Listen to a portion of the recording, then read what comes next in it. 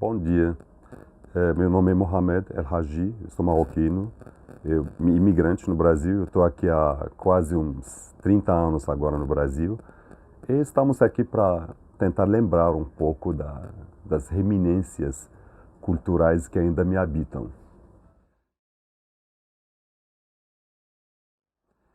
Então, na verdade, eu acho, primeiro eu tenho uma abordagem assim com relação à questão cultural e identitária, que eu acho que a gente tem uma possibilidade de focar o mesmo fenômeno a vários graus de perspectiva. Geralmente, os trabalhos teóricos, que sempre também têm cunho ideológico, político, sempre abordam a questão identitária pela diferença. A diferença é muito importante, é verdade. A diversidade é a nossa riqueza. Mas só que ao mesmo tempo sempre há outro olhar possível, que na verdade dá para ver dá para visitar o passear pelas culturas do mundo através de uma perspectiva da semelhança. Eu acredito primeiro, como diria Vivero de Castro, numa cultura da espécie. Temos uma cultura da espécie e temos várias naturezas. A questão não é esta. O que eu queria dizer, por exemplo, que eu queria dizer sobre a hospitalidade, por exemplo, você vê que é um tópico constante e invariável em todas as culturas e tradições do mundo.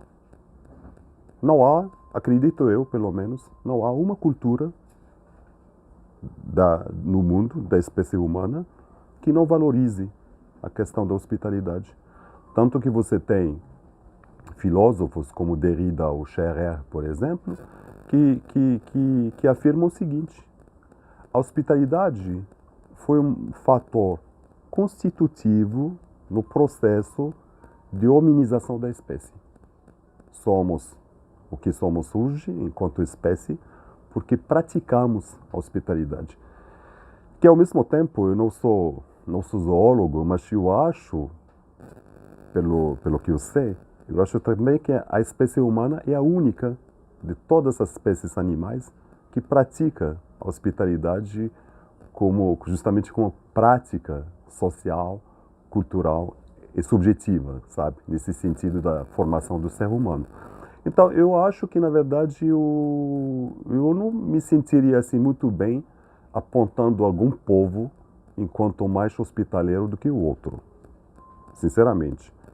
Eu acho que tem o que a gente pode ver, por exemplo, a gente tem a questão da organização social. Eu diria que os povos que ainda são marcados pela tradição, que ainda estão marcados pela, pela, por um comportamento, digamos, mais gregário, mais comunitário, onde as pessoas se realizam e produzem um tipo de subjetividade mais coletiva do que individual, esses povos, com certeza, ainda valorizam mais a hospitalidade, o acolhimento do outro, do que as sociedades marcadas pelo individualismo, o egocentrismo e o consumo material, porque o consumo material reduz a nossa capacidade, a nossa margem de manobra com a alteridade, já que tudo tem que passar pelo filtro material e materialista. Enquanto quando as relações são baseadas em outro tipo de relacionamento, que não é necessariamente material, paradoxalmente o material adquire um simbolismo maior.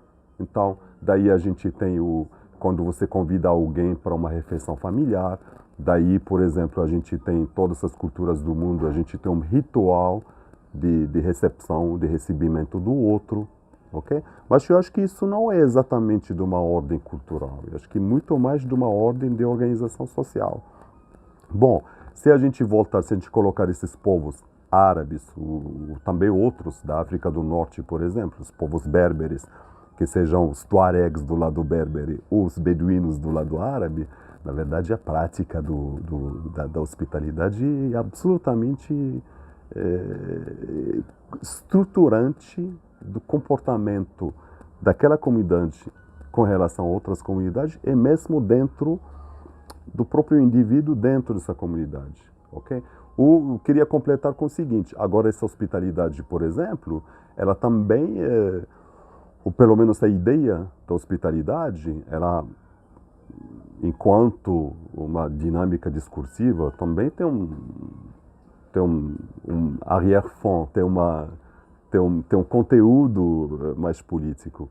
Eu tive a oportunidade de apresentar esse trabalho sobre hospitalidade no colóquio da Casa Rui Barbosa e a minha análise da ideia de hospitalidade no Brasil é bastante complexa, que na verdade não que o brasileiro não seja hospitaleiro, não que aqui a hospitalidade não seja um valor ético supremo para a sociedade brasileira, mas o uso do álibi da hospitalidade, por exemplo, para o tratamento de uma questão política que é a imigração, que se reduz a ideia da imigração ao conceito da hospitalidade.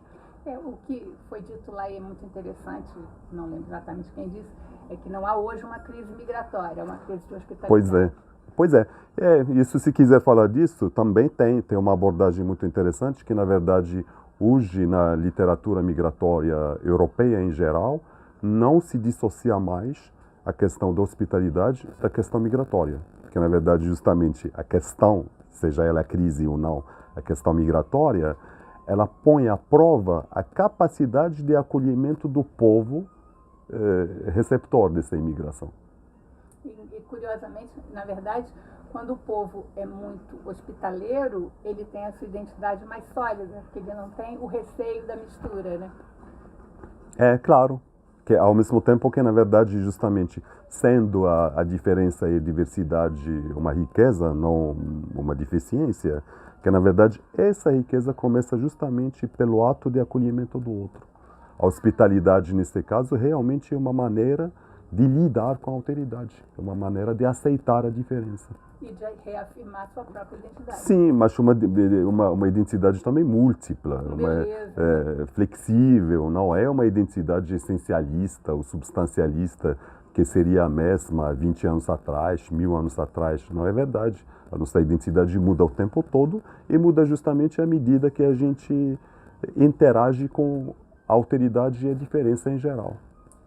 Uma coisa na sua apresentação, você trabalha em que cursos aqui na UFRJ? Então, eu sou professor de dois programas de pós-graduação, tanto de comunicação e cultura, como também da psicologia social. Eu sou também coordenador local do Master Erasmus Mundus, que é o MITRA, Migrações Transacionais. Eu recebo cada ano um certo número de alunos que vêm de vários lugares do mundo e que tem como missão justamente o estudo da questão migratória. Então, na verdade, mesmo sendo de 3 programas diferentes, a minha pesquisa e as disciplinas que eu dou sempre são relacionadas à questão migratória, migrações transacionais principalmente. Uma coisa que você falou no Sem Censura que eu adorei, que a migração não é só um deslocamento no espaço, também é um deslocamento no tempo. Pois é, essa ideia que foi sugerida por Abdelmalek Sayad, que quando ele fala da volta impossível, que na verdade quando o imigrante sonha em voltar, ele esquece de um detalhe, que ao mesmo tempo que ele se deslocou no tempo, a terra de origem, ela se deslocou ao mesmo tempo que ele se deslocou no espaço, a terra de origem se deslocou no tempo. Então, quando ele volta para a casa de origem, a casa dos pais, por exemplo, que é um tópico da memória, trabalhado bastante, por exemplo, por Maurice Halbwach, aquele espaço ele mesmo já andou no tempo. Portanto, a volta, digamos assim, fenomenologicamente seria absolutamente impossível. Não há volta possível.